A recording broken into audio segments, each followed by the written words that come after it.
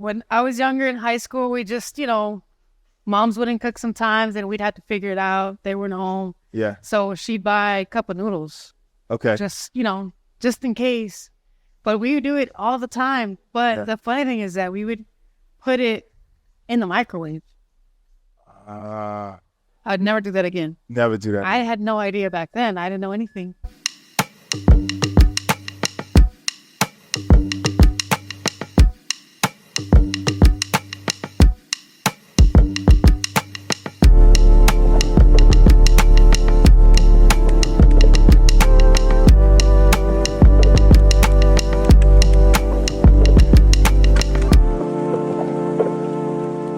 Yo, thanks for locking in and welcome to the Gym Life Podcast. Today we're going to be talking about stopping the cycle within the Mexican-American community. My guest today is Nancy Villarreal. Nancy is a visual artist who grew up in Boyle Heights, California. Let's vibe out. Hey. What's up, Jyima? What's going on? How you doing? Good to see you. Good to be here. Good to see you too. I see you got the iced coffee with you. It's so brutal outside. It's so hot.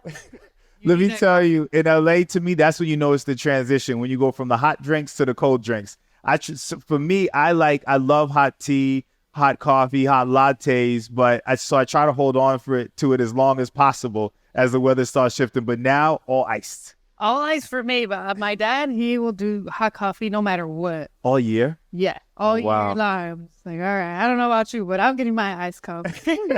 He's like, I'm gonna get it. I will get it. Yeah. That is funny. So every time I talk to you, you've always traveled to somewhere different. So last you said you were in, was it upstate Cali or? Yeah, I was in Grass Valley for World Fest. We were up there for about a week. Okay. And we just got back like 2 days ago. It was a road trip. So on our way back, we stopped by Big Sur, Okay. chilled out because we were out dancing for like the week before. Yeah. So on our way back, we just took it easy, slowed down. Out dancing, what was it? I was Aztec dancing. Oh. So it was for a World Fest. We did a presentation for culture exchange and just sharing knowledge about the indigenous cultures. Oh, that's beautiful. So it was so beautiful. And on our way back, we just relaxed, went to Big Sur, enjoyed the river, Wow. took some time off, and now we're back and ready to get started again. I love that. And before that was Mexico, correct? Before that was Mexico. I was there for quite a while. Okay. It was an experiment to be there for about 8 months to just try something different and Nice. work out of different areas and work with different people in a different part of the world. Yeah. Yeah. And your background as far as heritage is Mexican, Mexican? Yes. Both parents? both parents. Okay. Yeah. My mom from Guadalajara, my dad from Juarez. Hi. So we have indigenous backgrounds, Aztec, Mayan. Wow. Yeah. Did you take some time to learn out about like your history growing up as far as I'm learning now as an Yeah. adult. Yeah, I'm learning a lot, just being part of the community, and that's how I'm learning through stories and participating. I'm sure that is like an insanely interesting process. Oh my like goodness, learning to do that. too much. Yeah. It's a lot of information, but I love it Yeah. so much. Richness, Yeah. I could imagine. in our culture that we've lost or don't know. So I'm getting to know it again. Yeah. Yeah. It's been lost, I would say. We're just kind of getting reconnected and feeling empowered, That's cool. That's really cool. Like my father's from Ghana and my mom's from Trinidad and Tobago. And then sometimes I yell at them like, you guys got to do better when we're growing up. I need to know more about the background, Yes, and it's so intriguing. I can't stop. I Yeah. just want to know more and more and more. It's like a rabbit hole. So Oh, yeah. it's a good one, though. So today we're definitely going to get a workout in. Okay. So what I'm going to do is I'm going to grab my 2 hand weights. I'm going to break down the circuit for you. And we're going to continue talking about background, heritage, all that fun stuff. All right. And Let's do it. so I'll break it down. Then you could choose yours after. I'm going to grab some 15s. And each exercise, we're going to go for 10 reps. And then after, we'll go through 5 exercises, each one 10 reps, and we'll get a break. So first thing we're going to do is we'll have squat, overhead press, right? We'll go those for 10. And then we'll have tricep extensions. Yes. And then here we'll have tricep extensions where we're kicking back like this. Yeah. And then after the tricep extensions, we'll put the weights down. And then we'll go I know I had to throw in some boxing because, Of we like course, do the you boxing have to, training, you have to. And then we'll go 1, 2, and then we'll drop into a squat.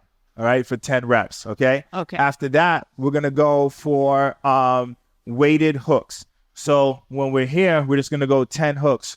1, 2, 3, up to 10, and then last we're gonna have reverse lunges where we step back, 10, 9, all the way down to 1. So you can grab those weights if you want to grab a second pair. Cool, feel free to switch out. But those will be the exercises. I'm gonna start the clock. We'll start with a warm up, and then we get cracking. All right, I'm just gonna get a sip of coffee. Okay, so first thing we're gonna do for our warm up. Oh yeah, you can put there to have another option. Is we're gonna do standing hip rotations. So we'll be here, just big circles with the legs. Yeah. Okay, so I'm sure there's a big difference between when you're in LA and when you're in Mexico as far as just like the food, right? Like what you're eating. Is your diet change, or you eat the same things? I mean, I'm pretty simple. I usually really like to go for tacos because they're just simple. I mean, they're not the healthiest, but that's how we grew up, is fast, quick. So, but the food is different in Mexico. Uh-huh. I actually got sick while I was out there. Oh, yeah? Yeah. Was it from what you ate, or? It must have been something that triggered a bacteria I already had. Okay. But and then our rotations. definitely, I think just the dairy is different. The meat is different.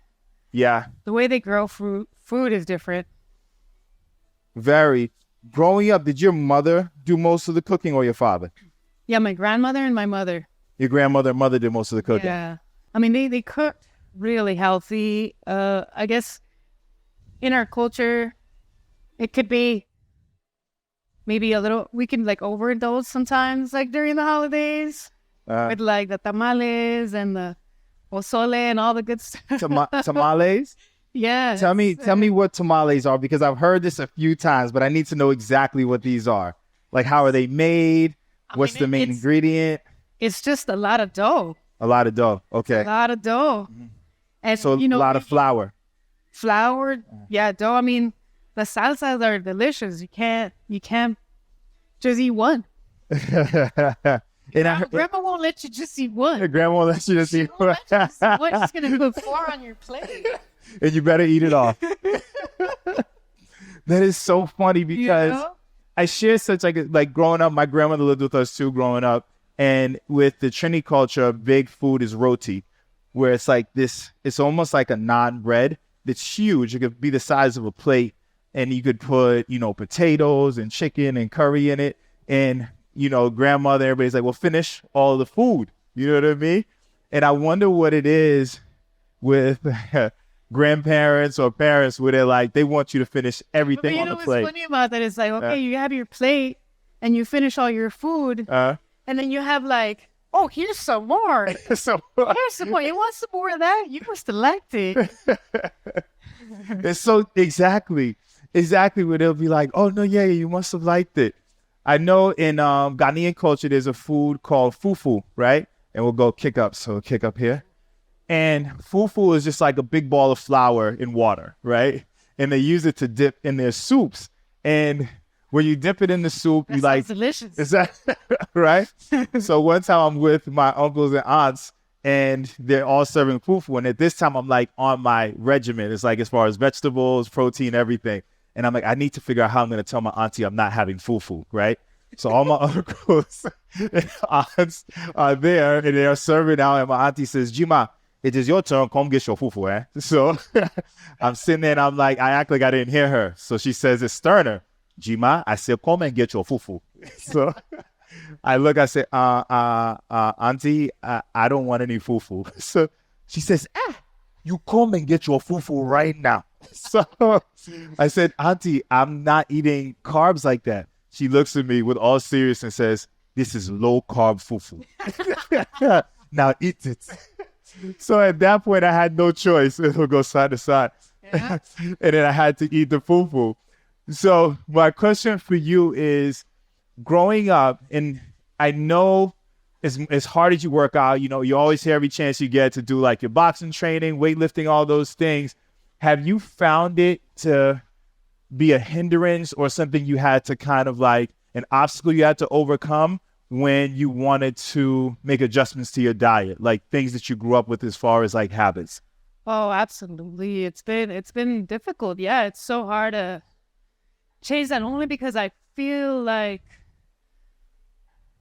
I don't like to really restrict myself, or fall into these beliefs that certain foods aren't good for you. Uh-huh. I just try to keep a balance. If I'm opposed to eating 4 tamales, I'll eat 2.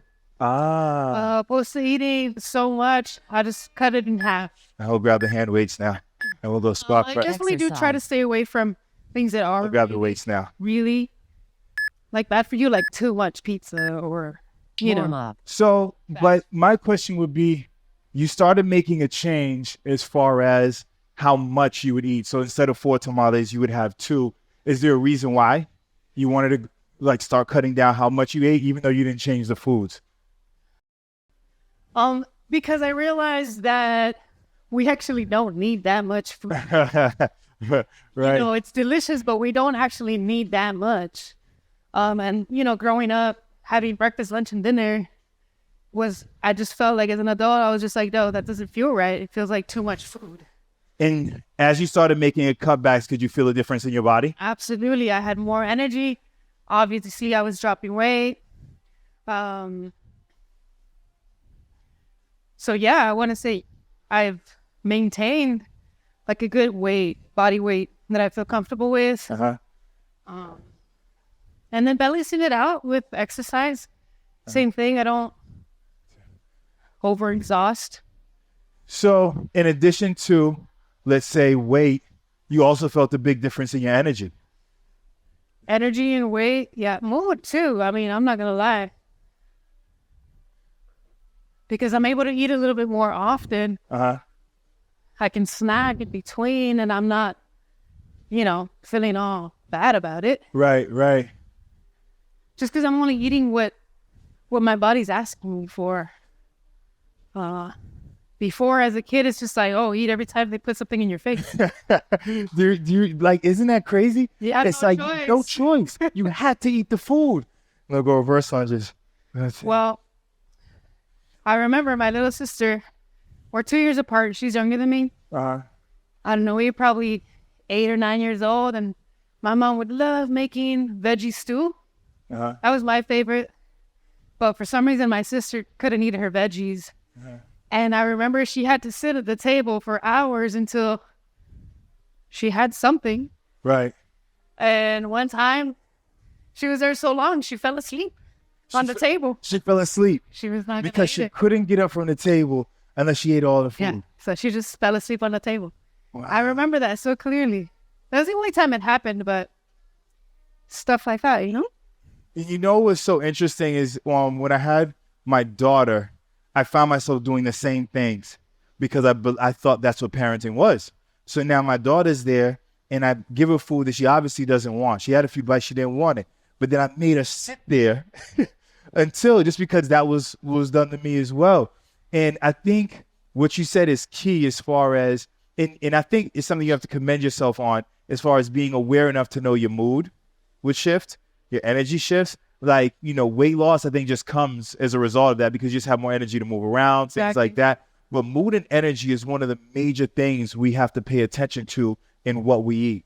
And sometimes it's not like that the food is bad or good because, tamales, a bunch of flour, fufu, these foods that are very culturally rich. It's more or less about just having so much of it, right? Just the balance, Yeah. And I think everybody needs to collectively get together and figure out how to break this down to the grandmothers because the grandmothers. And that's another thing. Right. We're all very different. Right. We're all so different, and some people can't eat meat at all. Yeah. Like we're all just so different in like how our bodies respond. Yeah. To certain even foods and diets and regimens, for your body. Yes. That is one of the things that I try to emphasize as much as I can when I'm working with people is that everybody's different. So because your cousin could bang out 4 tamales and feel okay, or a bowl of rice or chicken or beef or whatever, but you feel a little bit off, they may say, well, look, your cousin finished it all. Well, you don't, but we have to learn to like kind of like embrace our individuality with And that. we learned that when we're little, like, hey, look at your cousin can do it. Well, you can do it too. But it's like, no, I'm smaller. My stomach's like this. Right, right. And we feel it. We feel it, which is so interesting. So you mentioned something earlier that I wanted to talk more about is holidays. And I think because holidays and eating together as a family is like so correlated, right? Like it's almost like you can't have one without the other. With holidays, tell me what it was like growing up, and then we got 90-second rest. So growing up during the holidays, what were some of the biggest holidays you guys would celebrate as a family? Grandma's birthday. Grandma's birthday. December 12th. So it's also the birthday that they celebrate the Virgin Mary. Okay. We weren't religious in that sense, but it was just more for her birthday. Okay. We wake up at 5 a.m. to sing her happy birthday with mariachi outside her window. All the family, the cousins would come together, and all the tamales. All the tamales. They come pour it out. There were just dozens and dozens and dozens. Oh. So all the families getting together. It's grandma's birthday. Grandma's all the birthday. tamales coming out. Pozole, tamales, conchitas, hot chocolate, like, oh, this was a feast. It's a feast. And it's lasting for hours. Yeah, all day. All day. All day. Yeah. So, and it's very close to the holidays. So, you know, grandma's birthday, you know, the respect and the politeness that is to accept, you know, the feast. Right. Was a big part. So that was a very cultural norm to accept the feast, to get in there and dig it up and eat all the tamales. And everybody's there. Because it's part of the celebration, you know? Yeah, it's because, did you grow up with a big family, brothers, sisters, or? Yeah, 5 sisters, but mainly cousins. Had a big family of cousins. Mainly. Okay, so you Or have. at least 100. Wow. Yeah, we're big. Huge family, bunch of cousins. So a big portion of this family's all there celebrating. Yes. So a big portion of the family's there all celebrating. And like, you can't be the odd one out, right? You can't be the one say, I don't want tamales, or I don't want the hot chocolate, or I don't want these things. I mean, back then, yeah, you didn't even know you had that choice. Yeah. But now that I have that choice, I think I'd be able to make, you know, a better approach to, you know, not eat so many tamales. Just be like, oh, I'm good with 2. Okay. Maybe act like you had more. We essentially have to learn how to lie, right? In these situations. Yeah. Oh, yeah, I'm good now. Oh, I've had so much.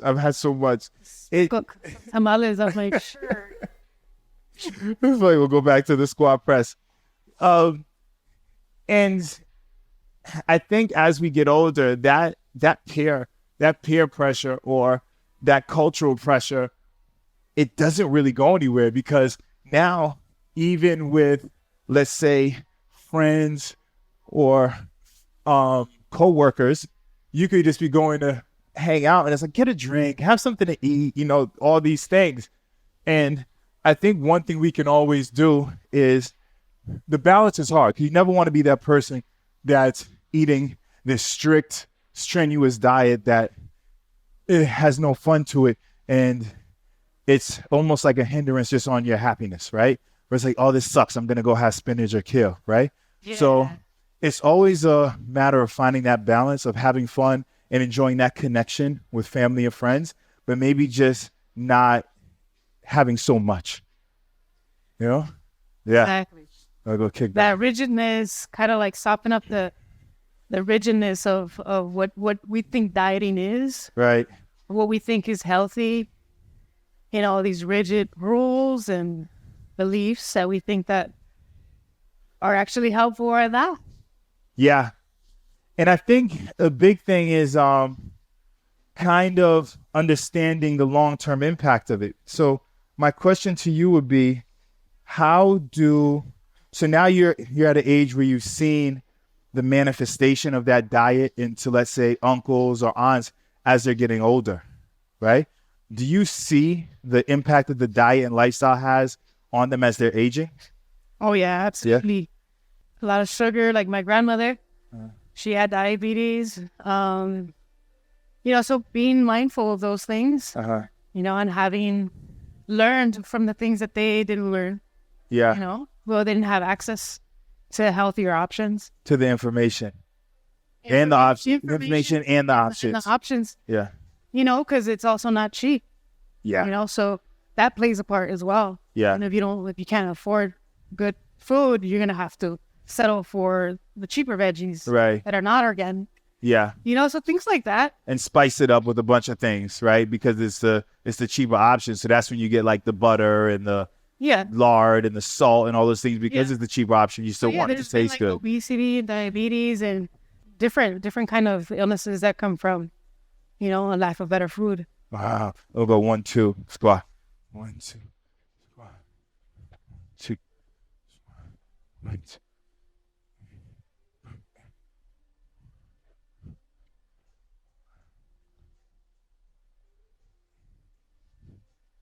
7. We'll get 3 more. 2 more.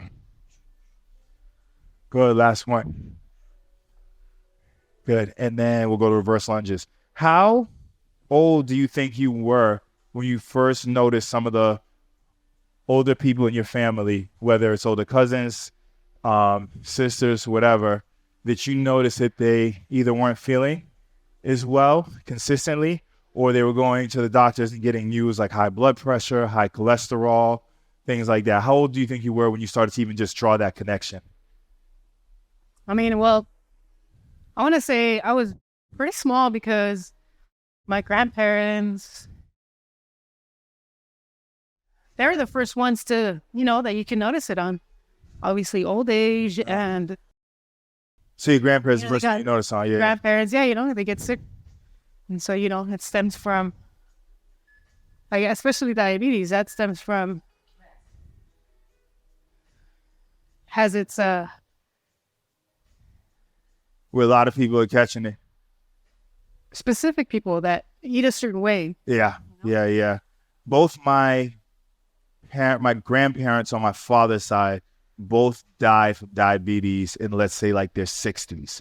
And it's such a commonality. That's right? young. It's young. It's 60 young. is young. And a lot of times it's so tough to draw that correlation, especially when it's cultural norms, and because it's slow to impact you, right? So it's one thing if I pick up a knife and I cut myself, then I know, okay, I may not want to hold the knife that way because this could cut me. Versus if you eat that food, you don't feel it right away, right? You may feel sleepy and off or low energy for that hour, but then next day you're like, oh, I feel better. So how do I know that that's going to lead to me having diabetes or high blood pressure, or any other chronic illnesses? Like, I'll tell you one thing. When I was younger in high school, we just, moms wouldn't cook sometimes and we'd have to figure it out. They weren't home. Yeah. So she'd buy a cup of noodles. Okay. Just in case. But we would do it all the time. But the funny thing is that we would put it in the microwave. I'd never do that again. Never do that. I had no idea back then. I didn't know anything. Right, But right. now it's like, whoa, is that going to catch up to me? It's going to catch up to me somehow. So many things. I didn't feel it that day or the next day, but I'm sure, Over time. it's somewhere. Right, right. I mean, so many times people are getting cancer and they're not knowing where these things come from. It's because there's like this huge, like, It's not obvious, cluster. like you say, like when you cut yourself, Right. it's obvious. Yeah. It's fast. It's right then and there. Right. With food, you don't really It's know. over time. It's over time. Yeah. And then we'll go back to the squat press. You want to get a little sip of the coffee? What flavor did you get? It's a Spanish latte. Ah. I'm not sure what flavor, but I love it. I love it. It's funny. I've been over there. Have you been to Maru? Not yet. Maru Coffee is really good. I had got a matcha from over there. It's really good. Oh, Yeah, that it's sounds nice. good. Yeah. Iced? Ice. Frozen? Yeah. Extra ice. Then we're gonna squat and then overhead press. We go back for 10. Go down and up. Back. 8. Yeah, my arms are starting to look like tamales. I need to come there more often. You got to get back. Start coming down more often. You get two more. Yeah, my grandmother just she cooked so good. All kinds of stews and always added veggies and it tastes good. yeah, I mean I was always a great like veggie eater. But my sisters, I'd witnessed them like they could not for their life of them eat a carrot. Your sisters didn't like veggies? I got lucky. But you at least liked it. Yeah. Good. You know what that just made me think of, though, is the connection we have to certain foods and just like joy, right? So there's certain foods that like I could think of that may not be the best for me growing up, but it makes me feel like home, or it makes me feel like being around my aunts or my uncles or my mother and sitting down and having them.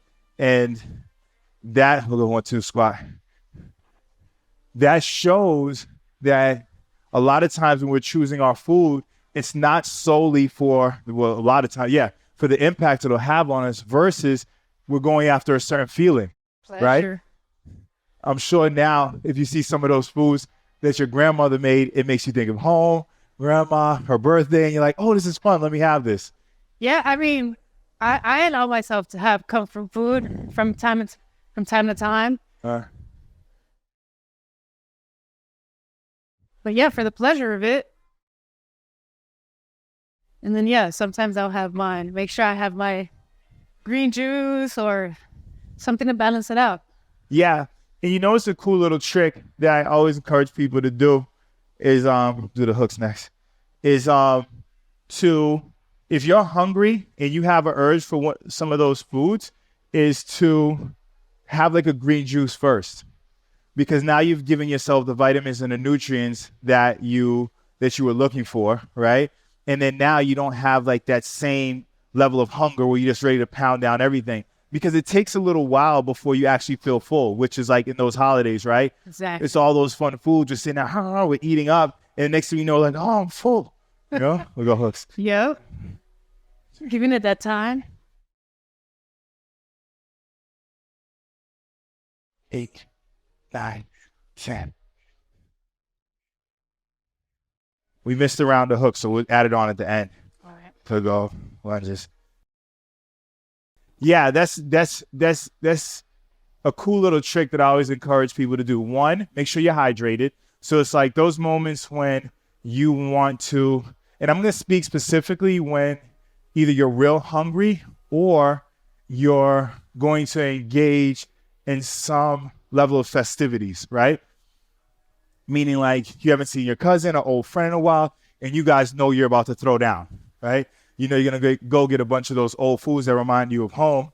I think at that moment before you go, make sure you're fully hydrated and make sure you've had like a nutrient-dense either salad or like a smoothie or something like that. So now it'll prevent you from overdoing it because you've already started to curb some of the appetite. That's a great way to do it. Yeah. Oh, for sure. Now, do you think, have your sisters made any changes as they, I see a face. Yeah, they have. They really have. I'm really impressed. Oh, yeah? Yeah, I'm really impressed with all of them. Okay. It was a different story, but now they're all catching on like, whoa. Can we eat like this?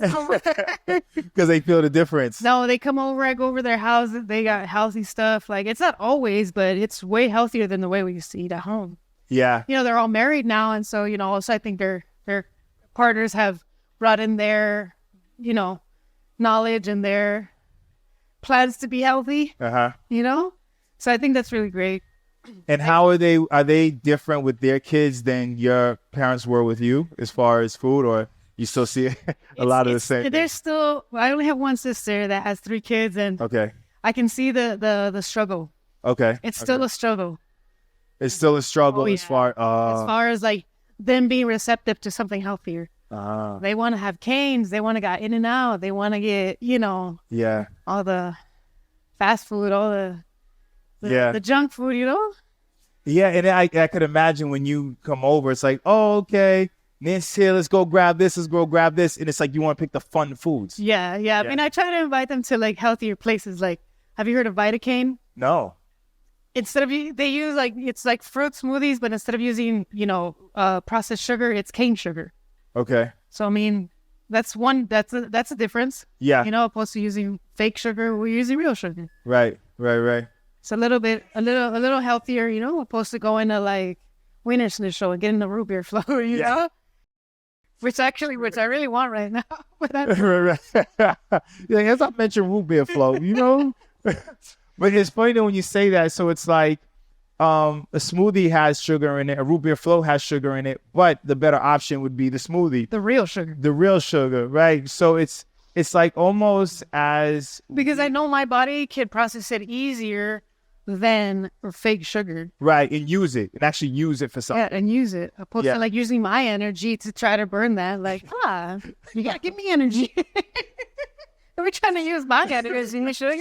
It's so funny because just like you said, these things are never even spoken. It's not even on a person's mind when we're growing up. It's literally eat this food, do this. Nobody's thinking about energy or like how you feel. Nobody's thinking about that.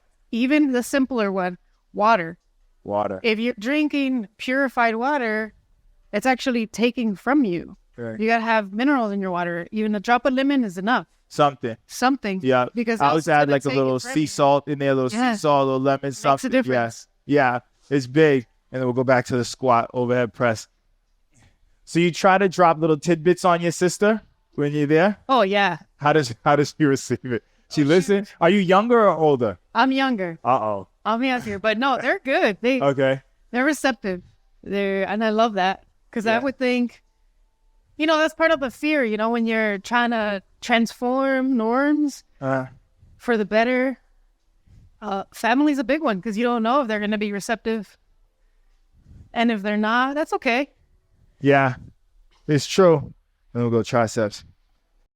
And I think it's being 10, 9, 8, 7, 6, 5, 4, 3, 2, and 1. We'll go 1, 2 squat. I think it's also understanding any change is going to be incremental. You don't want big changes. So if you're the person in your family that 1, 2 squat is trying to make a difference,